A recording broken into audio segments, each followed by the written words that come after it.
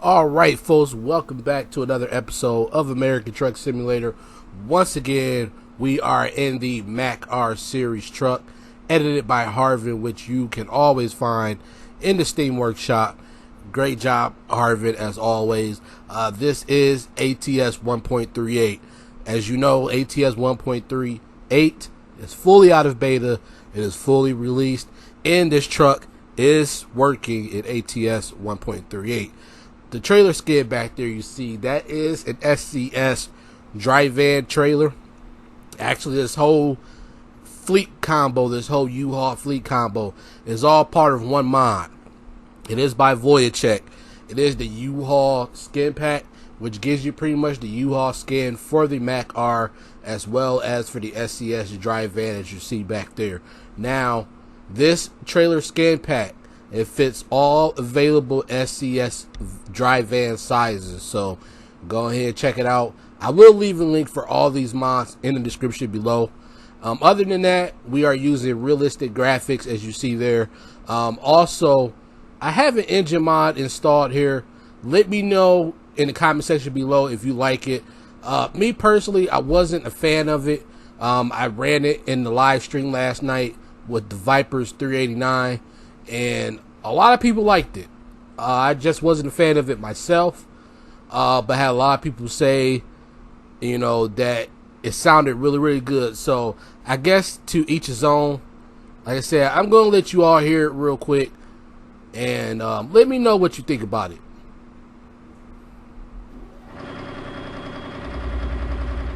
It kind of has that turbo sound type feel to it, almost like that Kenworth Phantom from way back in the day, that I used to use.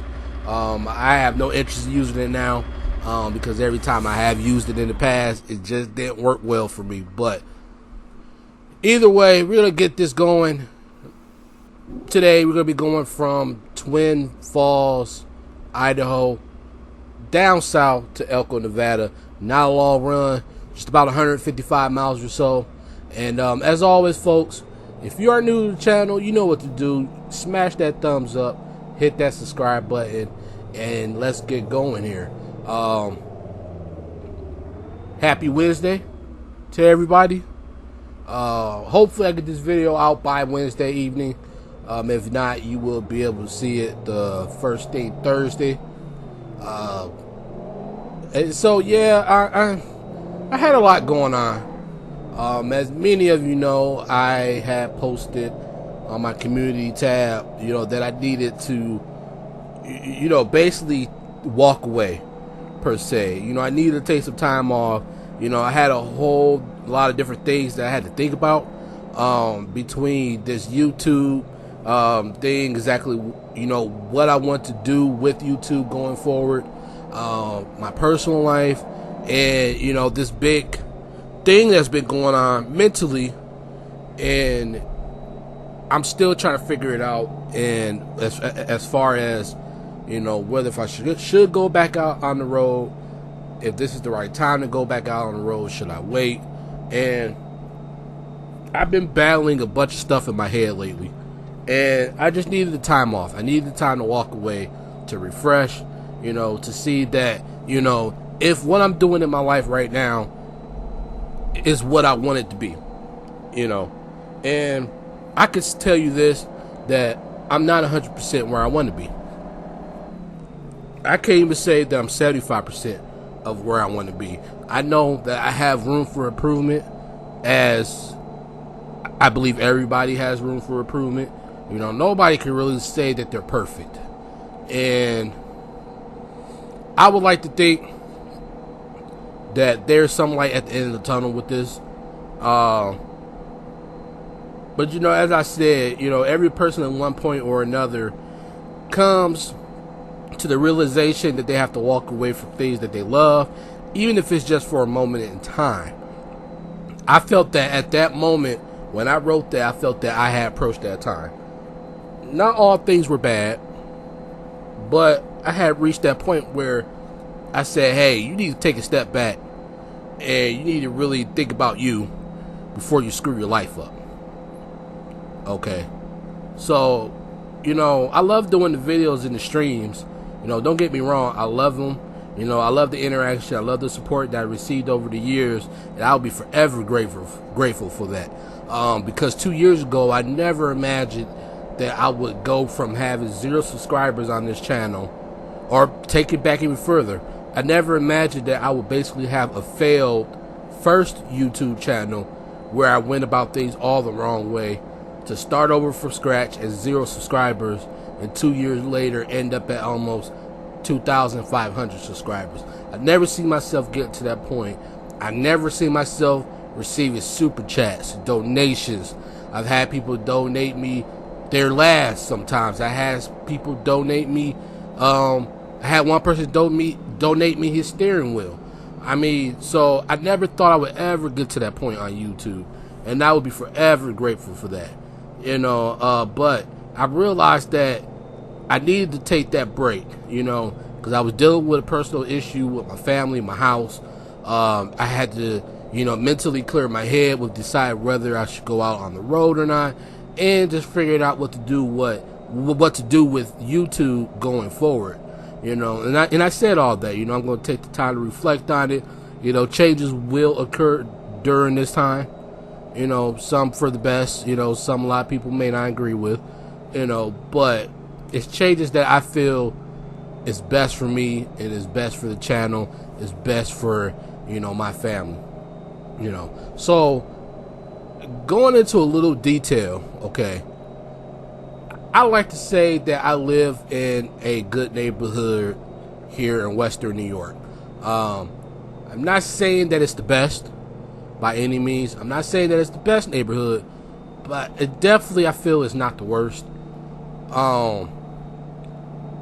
And basically, as a family, we like to stay cool, calm, and collected. We do what we have to do in our everyday lives from the time we wake up, so that we can ensure that we can lay our head down at night and not have to worry about anything. We're not living like the Joneses, because definitely we're not rich. We're just normal, everyday people, and we like to be seen as that way. But we have a couple neighbors that people that they called us phony and stuff, but these are the same people that laughed in your face, laughed with you in your face. People that put on this persona, and then when they get behind closed doors, they have nothing but bad things to say. And that's how these couple neighbors were.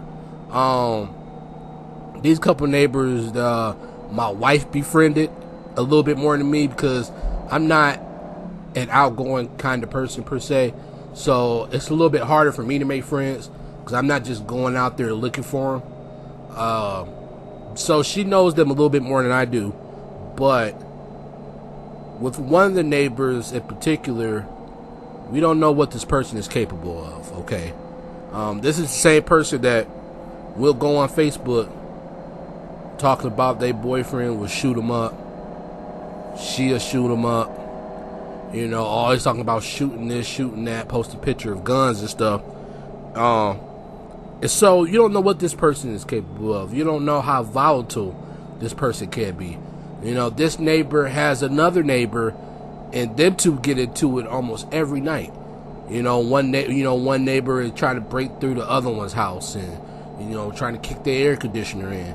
So all this is going on this one little block.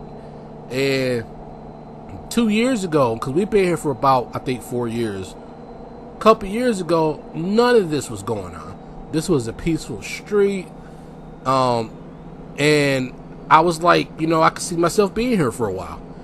I could let my child play outside. We could sit outside on our porch, barbecue on our porch. It didn't have to worry about anything. But now, since these set of people have moved in, it's been nothing but hell, drama, and the police constantly coming around.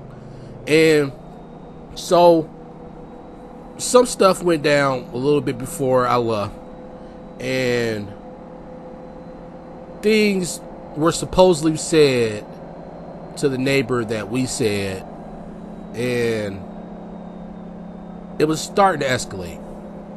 I could see it was going to start to escalate, My wife seen it was going to start to escalate, and we decided that, hey, it was time to walk away.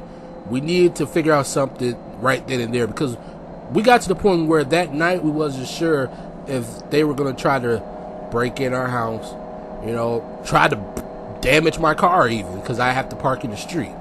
I didn't know what they were capable of doing. So we had to pretty much dart out that day. I ended up going to see my mom. We all went to see my mom, and everything was good. It was refreshing. It was nice to get away, even if it was just for a few days. We had fun. Was shooting our regular, laughing, having a few drinks, just having a good old-fashioned time without having to worry about all the dramas and the stuff that I have going on here at home. And so,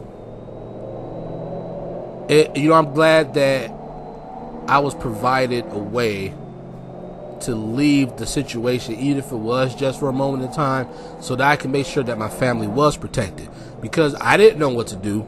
I don't know if this neighbor is carrying a gun. I don't know that. So, to protect my family, we had to get away so we could think what it is we need to do, from here on out. Pretty much we came back, and, we had to get cameras, put them all around the house. We got security bars to put them on the doors. And 2 years ago, for the most part, we did not have to worry about that 2 years ago. 2 years ago, I'm not saying that I could leave my door open and unlocked, but I didn't have to worry about putting up cameras on the house because nobody bothered us. We had gotten one little incident a couple summers ago, and that's been resolved. That's been hashed out. We're okay. With them people to this day. But then now this new set of drama comes along and it's messing the whole street up. So we're trying not to take things to that level, which is why we are trying to move from here as soon as we possibly can, because it's going to get to the point where it's going to be beyond the police. You know what I'm going to say? And I'm not necessarily saying that we are going to be the ones to do it, but because we know what this neighbor is capable of, police may not even be able to solve it in time. They may not be able to de-escalate it in time. So we're trying to figure that out, and that's one of the things I had to figure out during the 3 days I was gone. Then I was going back and forth with myself mentally about should I go out on the road and should I not. As of right now, I'm not going back out on the road. I wanted to so bad. I found a couple great companies or great opportunities, but the safety of my family is a little bit more important than going back out on the road, and doing that. That's something me and my wife discussed. I wasn't even upset about it, because in the back of my head, there was no way that I could walk away from my family during this situation, because word gets around. We got nosy neighbors. They will figure out eventually that I'm no longer around, and then that's when all the stuff is going to start. And I'm going to be hundreds and hundreds of miles away and then can't do nothing. So for the meantime, I decided not to go back out on the road. I don't consider this as an opportunity missed. I just consider this as an opportunity that just simply is put on hold. So we are here in this way station here. We are almost at our destination too, by the way. Like I said, it wasn't really a long drive, but as you see here, a little look at this U-HAUL fleet drive here. This is an excellent skin though. Like I said again, this is by Voyachek. It is in the Sting Workshop. I like it a lot. This is the 70s U-HAUL skin. A little bit before my time, but again, this skin does look great. But I had time to reflect on that. Maybe sometime down in the future I will decide to go back out on the road, but that'll probably be after we move, after we get settled, and things appear to be on the up and up. So, but other than that, then I was thinking about this YouTube thing, what I should do with that. What direction should I go forward? You know, because I want to make changes to the channel. You know, some little, some big. I am looking for somebody that could do a logo. So if anybody could do a logo for my YouTube, if you could do a YouTube logo or a YouTube banner, by all means leave a comment below in this video and I would definitely reach out to you. I'm looking to just revamp it. Also looking for intros, outros. As far as what I present on the channel, I think for right now, I'm only going to be doing American Truck Simulator and LSPDFR videos, live stream and recordings. Those are the two games that seems to be the most popular right now among anybody on my YouTube channel. I also plan to bring Farming Simulator back into picture, but I have to learn how to play it first because I don't want to, you know, look like a noob. So I want to be able to know what I'm doing first before I fire it up. So that will probably eventually be coming to the channel sometime down the line. But I believe I'm going to stick to that. And then over time, I want to transition to where I'm only doing recordings on YouTube and going to Twitch to do live streams, because I had a few people lately ask me how come I don't live stream on Twitch. It's just because that Twitch is an old page. I got maybe 20 followers on there, but it's at least been 6 months since I've last done anything on that page. So I'm looking to revamp that. I'm looking to revamp my Discord as well. Probably gonna get a new Discord, so that I can, I'm just doing a revamp. I needed cleansing. I left for a few days. It allowed me to start that process to, you know, to cleanse myself. But other than that, I'm back. We're about to have good times here on the channel. I'm gonna sit back a little bit, let you all listen to the rest of these engine sounds. Again, let me know what you think of the engine sounds. I personally didn't like them, but a lot of people did. So to each his own, but I would catch you when I park this truck.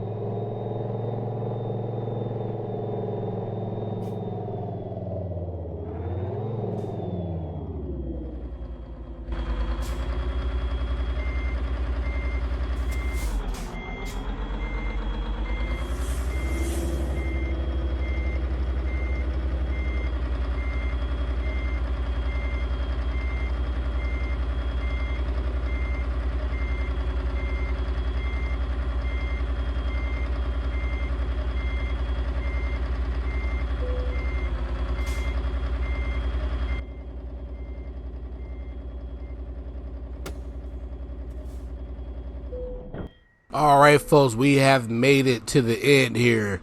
This is the Mack R Series U-HAUL fleet drive. Every link will be provided in the description below.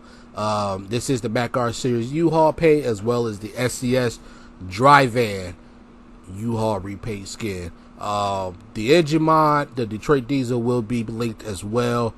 Realistic graphics is in the Steam Workshop. All of this is in the Steam Workshop. This is the great simulator. Be safe during this pandemic, and until next time, folks, as always, take care.